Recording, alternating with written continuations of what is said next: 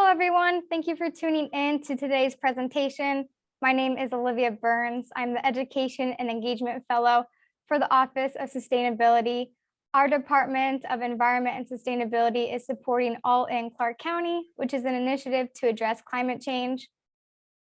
As part of the education program, we are focused on the Plan for County Operations, which provides a framework to make a more resilient and sustainable Southern Nevada. There are 5 key areas in the All-In Plan. Today, we are focusing on the key area, water conservation and protection. As we are located in the Mojave Desert and serving more than 2.3 million residents and 45.6 million visitors per year, the county understands that water supply, use and management, including stormwater management, are essential to supporting life in the valley. In 2018, Clark County came together with the Southern Nevada Water Authority and 6 municipalities and water districts in the valley to develop a joint water conservation plan to reach its conservation goal of 105 gallons of water per capita per day by 2035, amongst other goals. With a single main source of water, Lake Mead, fed by the Colorado River, Clark County understands the critical nature of conserving a resource that has continued to decline in the face of a booming population growth and drought impacts from the effects of climate change. Significant work will be required to maintain water supply and quality with the addition of approximately 400,000 more residents by 2030. Joining us today is JC Davis from Southern Nevada Water Authority. As JC goes through the presentation, there will be a few interactive prompts to fill at the bottom of the page. Feel free to comment or put a question, and we will review those prompts and your additional questions at the end of the presentation. Now I will pass it to JC to get us started on water conservation. Thank you, JC. You're very welcome. Hi, everybody. I'm going to give a brief presentation, after which I'm happy to field any questions that you get. Some of you who've been around for a while may already be familiar with some of these things, but for the benefit of everyone else, I'm going to cover some ground. And hopefully, if it's not new to you, at least it's a new way of thinking about it. So I'm going to include this slide, even though we're an all locals group, because even locally, people don't fully appreciate just how dry our community is.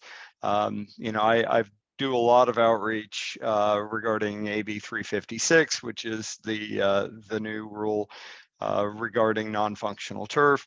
And when I talk to people, I say, well, would you be okay if we were making these changes in Tucson? And they're like, of course, Tucson's a desert. And they don't realize that Tucson gets 8 times more rain every year than we do.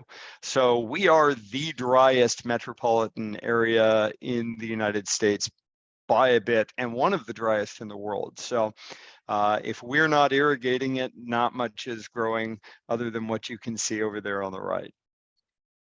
And as you're probably aware, the vast majority of our water supply comes from Lake Mead, which is fed by the Colorado River. The other 10% is local groundwater stores. There is a budget each year for how much you can draw out from the aquifer. And so we utilize that to meet summer peak demand, and the rest is Colorado River. One of the things that people often ask about, because like Olivia mentioned population growth, and you're like, well, we've got more people than we did back 100 years ago when we divvied up the river. Shouldn't we get more water?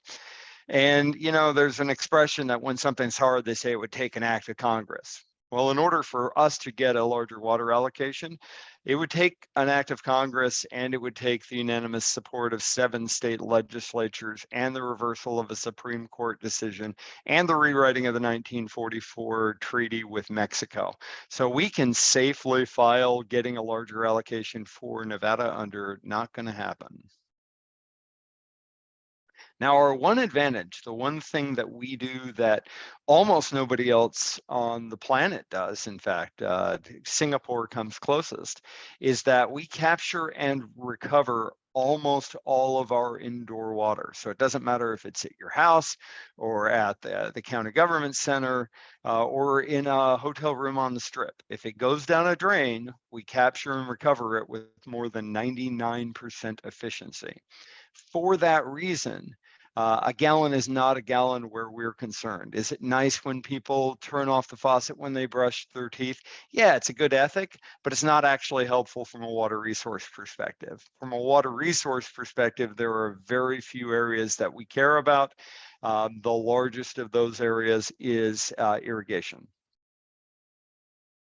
So this gives you a sense, and it's color coded for ease. Blue is good, red is bad. You can see over the past 21 years, and I can tell you, sneak preview, it's 22 because 2022 is going to be a terrible water year as well. The river system has plummeted. We've gone from 95% of capacity in Lake Mead back in 2000 to less than 30% of capacity now. And the Bureau of Reclamation projects that as much as a third of what remains right now could be gone by the end of next year. So if you think about it, we tend to view lakes as though the walls go straight down like a water glass. And in fact, it's much more like a martini glass where it gets narrower at the bottom. And as a result, in every vertical foot, you have a lot less water. So the more it drops, the faster it drops. So what does that mean for us? There is a thing in the industry we call Deadpool, and other than being a very entertaining movie, it refers to the elevation below which you cannot get water out of Lake Mead on the downstream side. So at that point, you're down to about 10% of capacity. Our first two intakes are already, they've broken the surface at that point. As you may have seen in the news, the first one's already broken the surface. No water goes downstream. And so in an odd sense, at Deadpool, we become the most water secure community in the desert Southwest because Arizona, California, Mexico are not going to have their allocations curtailed. They're going to have them completely cut off. And what we are concerned about is that last one. Is that the rules have already been written for what happens at elevation 1050 and what happens at elevation 1025. But if things get down to Deadpool, we have no idea how severe the curtailments are going to be on our allocation. It is a cause of great concern for us because we just don't know how low we may be forced to go. The bad news, and this is fairly depressing, but that red line represents the projected elevation of Lake Mead if the relatively recent inflow pattern continues. And what you see is on the far left-hand side, right now we're in between that 1050 and 1075 elevation range. We will quickly plummet through that, go down near Deadpool, and bounce around the bottom, if you will, for the foreseeable future, which is not a good news thing. Again, the only good news we have out of that is that you'll see even that red line stays above our intake. We invested almost $1.5 billion in infrastructure to tunnel underneath Lake Mead, pop up from the bottom like a drain plug, and attach pumping stations so that even at Deadpool, we can get our critical needs met. So that idea of you turning on the faucet and nothing coming out but dust, that's not going to happen. However, at Deadpool, we're going to expect some fairly draconian measures related to our outdoor water use because we can't get that back. And so there on the left picture, you can actually see the boring machine. It was the largest ever built for such a purpose. And we tunneled about 3 miles underneath Lake Mead. And we still have about 2 trillion gallons or so of water above our intake, even at Deadpool. So we're not going to be high and dry, but we are certainly going to be in a difficult situation. So one of the things that is often confused is when you look at our population increasing, you think, well, that's what's driving the changes in Lake Mead. That's actually wrong for a couple of reasons. First of all, Nevada only gets 1.8% of the Colorado River. That's just how the allocations were done back in the 1920s. So we are a rounding error in the context of what happens on the Colorado River. The second thing is that even though we have about 800,000 more residents than we did back in 2002, our annual water use last year was actually down 26% compared to 2002. So we're serving 800,000 more people with a lot less water than we were 2 decades ago. One of the things that we are going to have to change, and I think it's going to be reflected in codes and restrictions moving forward, is that we're going to have to adapt to our environment. We've been living in this sort of state of virtual reality for as long as most of us have been in Southern Nevada because we could. Right? And you came here and you put fescue lawns in the middle of the driest desert in North America, and you do evaporative cooling, which uses billions of gallons of water a year because it's a little cheaper than doing dry cooling, which they do in most of the rest of the country. But kind of that was then, this is now. And so if you think about what the development has to look like moving forward, if you were in San Francisco, if you're a builder, do you really complain about complying with earthquake protection standards? Or if you're in Florida, or if you're in the Midwest accounting for floods? Well, our natural disaster is water scarcity. And so again, as I alluded to earlier, we capture and recover all of our indoor water. So our ability to continue to accommodate more people, more businesses, more fill in the blank is entirely going to be driven on our willingness to adapt to our environment and build more water efficiently. So there are basically 5 types of water that we don't get back. The first, obviously, is landscape irrigation, which represents the largest consumptive use. That's how we call it in the business, is consumptive use, because we don't get it back, of water in the valley, is landscape irrigation.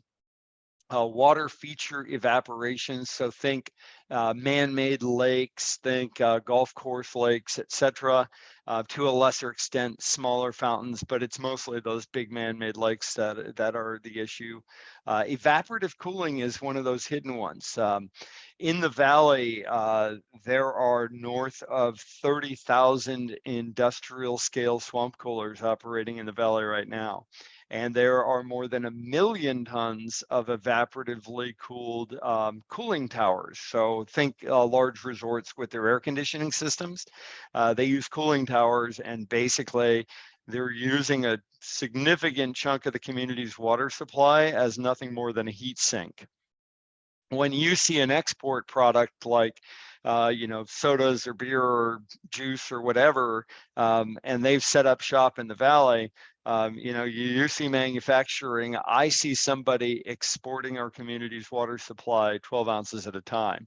And then the last one is septic systems. And when the valley was first growing and the infrastructure wasn't close enough, instead of connecting to a sanitary sewer system, people had their own septic systems. And what that means is, unlike everybody else, their indoor water doesn't get captured and recovered. It just goes into a leach field. So what are we doing about this? As you probably know, we have, I wouldn't even say arguably anymore, we have the strictest landscaping codes in the United States. We are the first community to actually ban grass even in residential backyards. We've had our restrictions on front yard turf and on common area turf for a couple of decades now, but the idea of not being able to put in a backyard in new development simply says to the hordes of people coming from California and elsewhere, if you want to live here, you have to accept that this is our climate and these are our rules. And so either live within those rules here or go someplace else. And to date, they're still choosing to be here.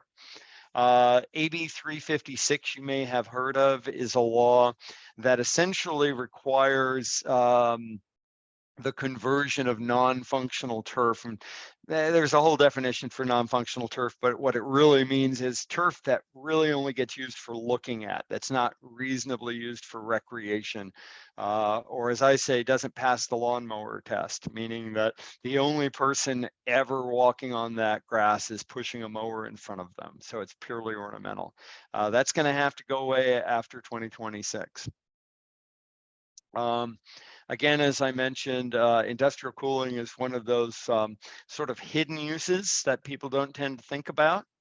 Billions of gallons of water a year. And it's not that they have to use those systems, because dry cooling is the norm almost every place else in the country.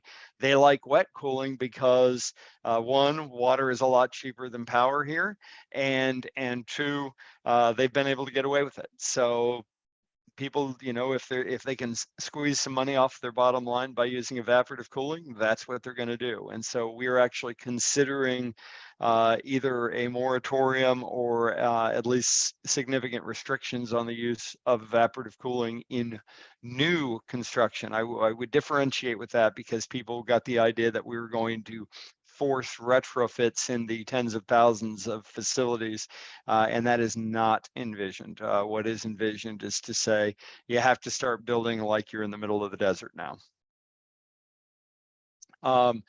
Large water features, Lake Las Vegas, Desert Shores, the lakes. Those were just bad ideas from decades ago that they're very difficult to undo, but that can't be allowed, and those haven't been allowed now in a while. And you might have seen a bit of a dust up recently on restricting the size of residential pools to essentially be a functional size, right? We were seeing people coming in these ultra high-end communities having pools built that were 3, 4, 5,000 square feet in size. And frankly, most of them weren't even full-time residents. This was just their giant multi-million-dollar mansion they built, and they were doing what we refer to as poolscaping. They were just building pools and water features to make the place look prettier while they weren't there.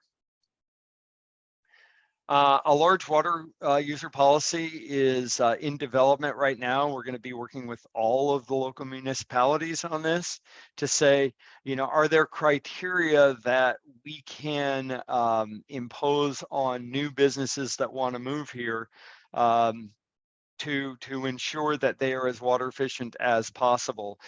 For instance, you think about one data center, an evaporatively cooled data center can use as much water consumptively every year as 10,000 new homes that are built to the new efficiency standards. So that's a big trade-off when you think about what remains of our community's water supply.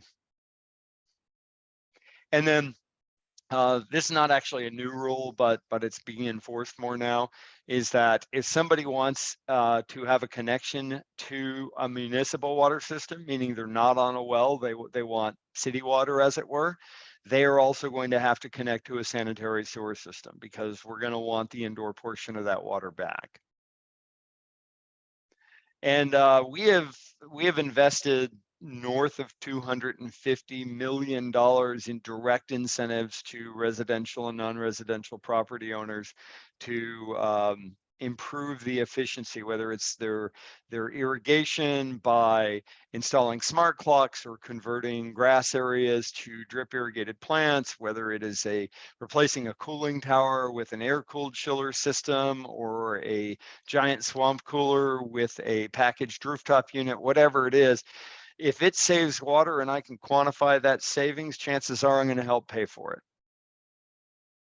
So again, this doesn't mean it's the end for Southern Nevada. I mean, people have often asked me, why don't you just pull up the drawbridge and say no more?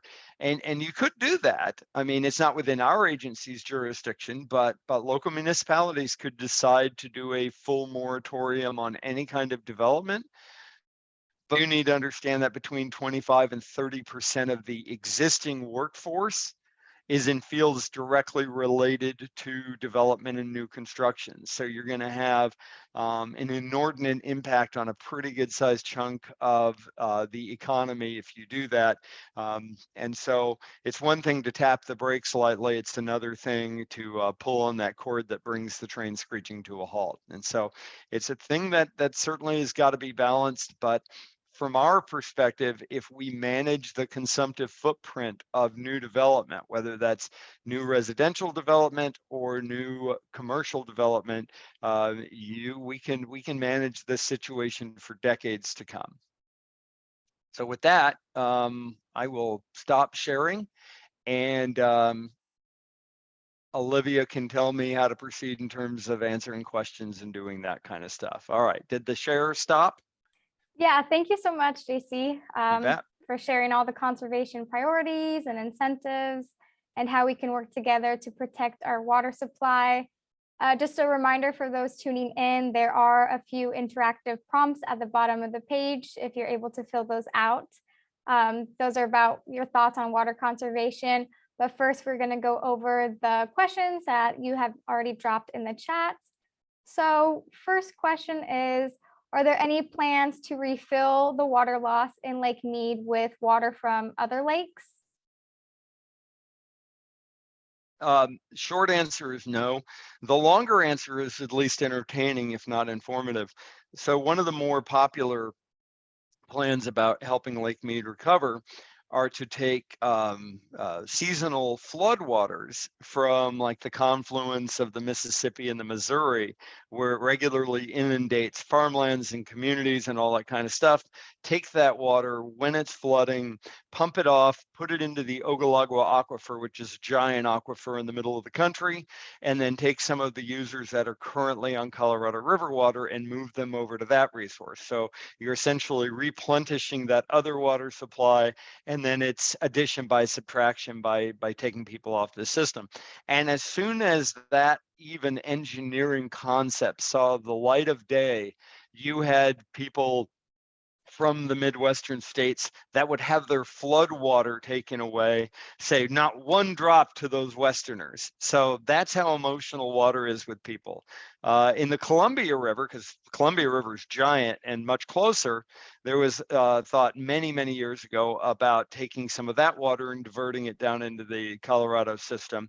And that was actually met with very clever legislation that not only was it illegal to build such a system, it was illegal to even conduct a research study, an environmental study to examine building such a system. So they headed that one off at the pass. The bottom line is the places that have a lot of water, even if they have more water than they want or need, are very disinclined to share it with anybody else. So we're going to have to do the best we can with what we have. Right, thank you. Another question is, can you tell us how to report water waste? So it depends where you live, but if you are in city of Las Vegas or unincorporated Clark County, if you go to lvvwd.com,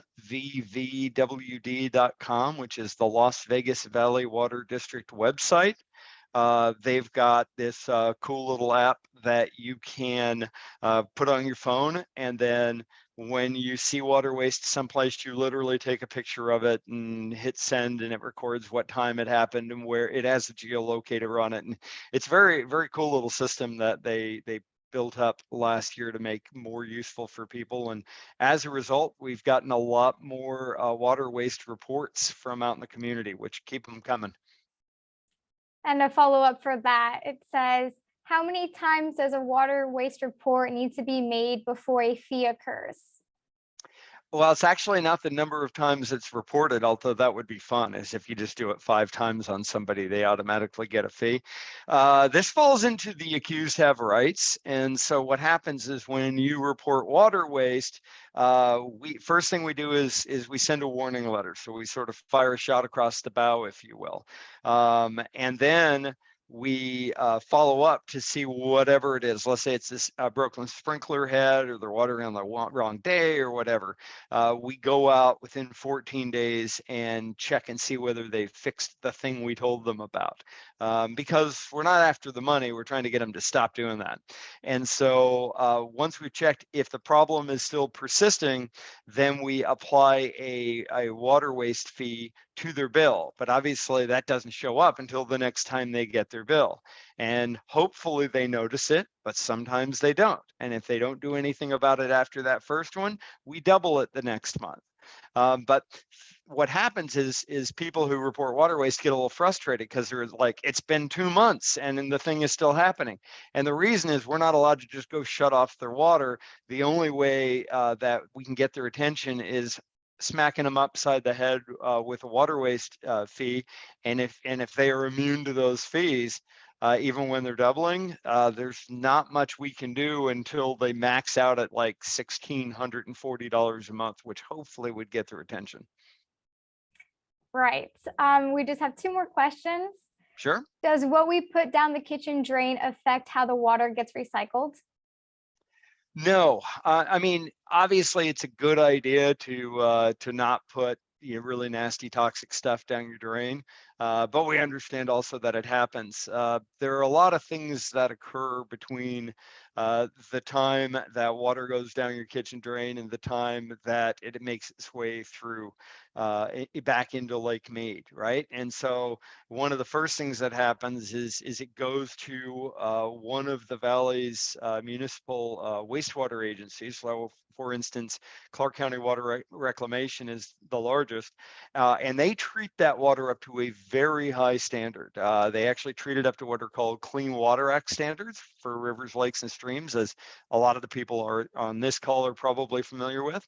And then after that, it gets released into the Las Vegas wash, where a bunch of entities, including the Water Authority, have gone to a lot of trouble restoring wetlands vegetation. And the wetlands vegetation provides additional polishing on the way back to Lake Mead. And so, and then remember, even when it goes into Lake Mead, is a very long distance away and a lot of depth away from where the drinking water intakes are. So we're very protective of the drinking water supply, and we test it constantly. And then someone says that this is a really great presentation, and they had someone reach out to them recently talking about how much condensation comes off their AC in the summer. What can we do as homeowners or renters to be sure that water isn't lost? Wow, that's a fantastic idea, because I've actually recently been doing a study on that myself. And on a residential scale, we don't have that many humid days, but we have some. I actually have rain chains and a 5-gallon bucket at the side of my house for that purpose. And you can get a shade over 100 gallons per house per year, which doesn't sound like that much, but it kind of is if you think about how many 100,000 houses are there. So if you're in the valley, if you had landscaping plants that you wanted to pour it on, which is what I do, then you could do that instead of running your irrigation system. Or you can actually just take that and pour it down to any drain in your house, and that adds that much water to the sanitary sewer system, which results in that many return flow credits. If you were being really fancy, but it would be hard to do as a retrofit, you could actually connect the bleed line, as we call it, for the condensate. It's usually a piece of PVC. You could connect it to the sanitary sewer system at your house and have it just go straight in, but that's more trouble than most people are going to be willing to take on. Yeah, thank you again for answering the questions. We just had 2 more in the chat, if you don't Sure. mind. Not at all. Has the recent rainfall helped increase levels at Lake Mead? Yeah, actually, I just saw that math recently. Not as much as you would hope, right? So Lake Mead is a very big reservoir, and the Las Vegas Valley is a relatively small watershed. And so as a result, all of that flooding that we have seen over the last few weeks resulted in a little less than 3 inches of elevation gain for Lake Mead. So not much. The bigger difference that it actually makes is to the extent people are willing to shut off their sprinkler systems, or if they have rain sensors on their sprinkler systems, that makes a huge difference. Every time people turn off en masse their sprinkler systems, that's 50 million gallons a day for us saved that we didn't have to use out of the community's water supply. So we always encourage people to turn off the sprinklers when it rains and take advantage of the free water. And then the last question is, if you need to drain your pool, they're assuming you should not pump it into the street. So if you needed to drain your pool, where would you pump the water? Well, most homes, I mean, I guess depends how old it is, but most homes are built with a sewer port outside. And so you would take that, and it's a hole about yay big, and it usually has a cover on it, and you would take the pump and the hose and you would drain it directly into that. And again, since that's going to a sanitary sewer system, that makes its way back into Lake Mead and is recovered. For the older homes, it's a little trickier, but basically if you can't reasonably get it to any drain, then you would want to get it to the nearest inlet for the storm drain system. So even though we won't get credit for it as a community putting it back, at least it'll make its way back to Lake Mead, because eventually storm drains lead back to Lake Mead. Great. Thank you so much, JC, for answering those questions. You're welcome. You're okay to go ahead and turn off your mic and your video, because I'm going to go over just 3 different prompts we have for the audience right now. Copy that. All right, everybody, if you would be able to please answer these questions, we're just going to go over them really quickly. So where do you personally or people you know experience challenges conserving water in homes or businesses? You could choose all that apply. And I'll just wait a few seconds.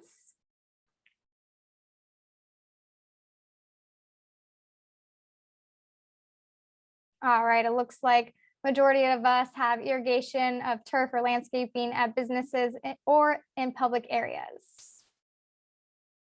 What mechanisms do you think would be most effective to maximize water conservation? Choose all that apply. I'll be choosing education and training for businesses, how we are doing today, education. All right, here are the results for that one. Education and training for businesses and regulation for businesses to minimize water waste inside and outside. And then just the last prompt, like JC mentioned about incentives with SNWA, have you used incentives or rebate programs available to conserve water, such as SNWA's Water Smart Landscaping, Irrigation Controller, etc.? If not, what has prevented you from taking this advantage? You could add a comment on your experience with a specific rebate program.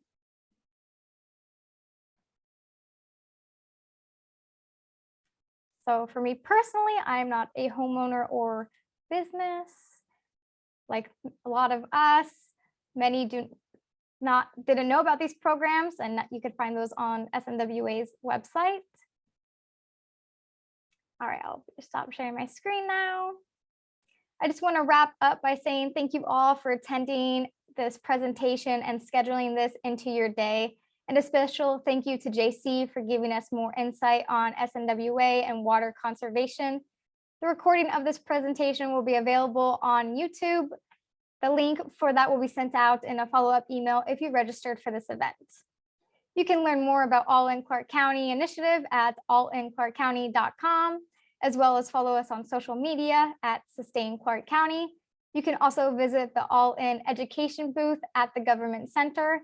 And again, thank you all for tuning in, scheduling this into your day, and I hope you guys have a great day.